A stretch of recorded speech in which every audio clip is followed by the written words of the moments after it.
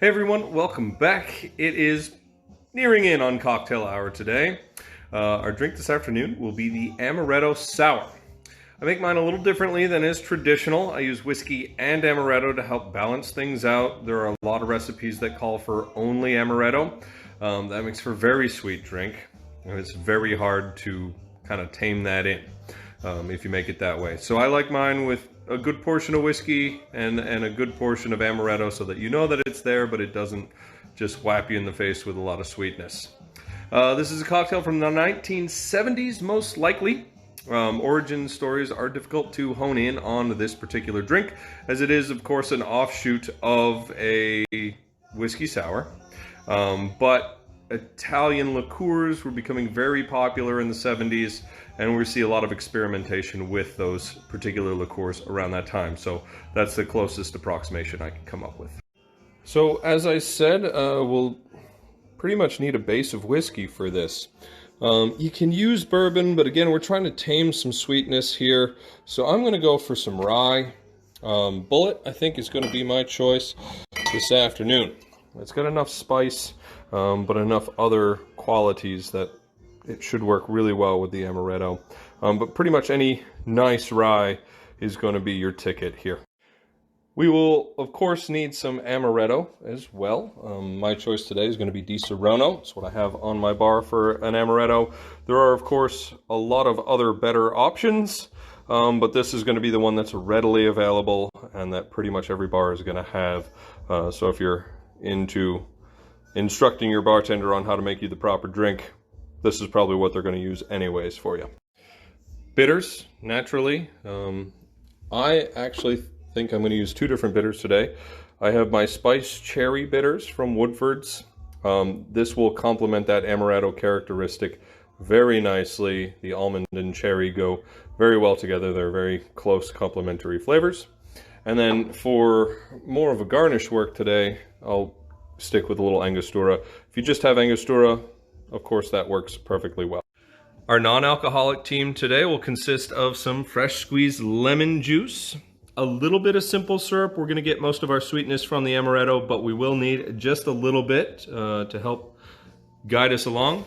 And we'll need a couple egg whites, or really one egg white per cocktail this afternoon.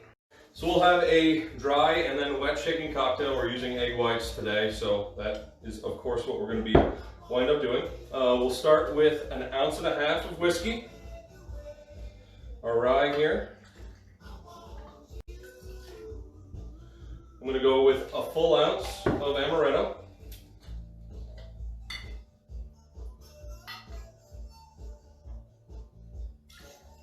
I'm going to go with 1.5 ounces of my lemon juice.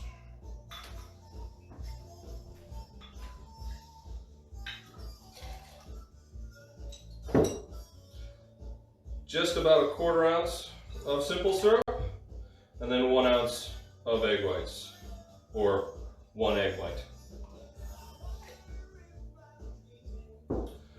Drop a couple drops of my cherry bitters. So we've got everything that we need in there. We'll give that a quick dry shake, holding it firmly, of course.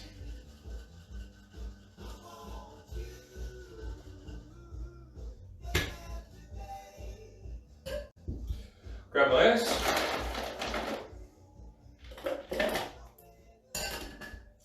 Give that another pretty aggressive shake.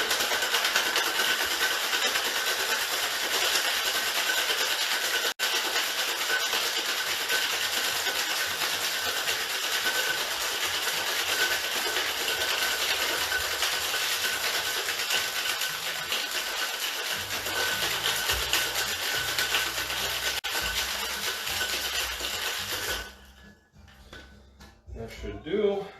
Great foam, as per usual. Get that set. Cold hands today. Warm day out, not used to. So I'll grab my chilled coupe glass. You could do this on the rocks if you'd like, but I prefer it up.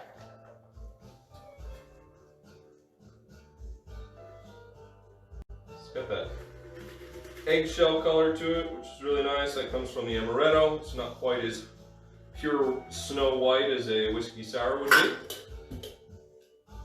And I'll drop a few drops of Angostura on top.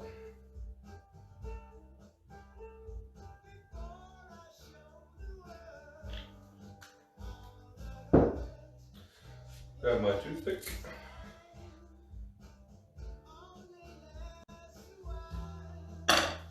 And there we are. We have an Amaretto Sour.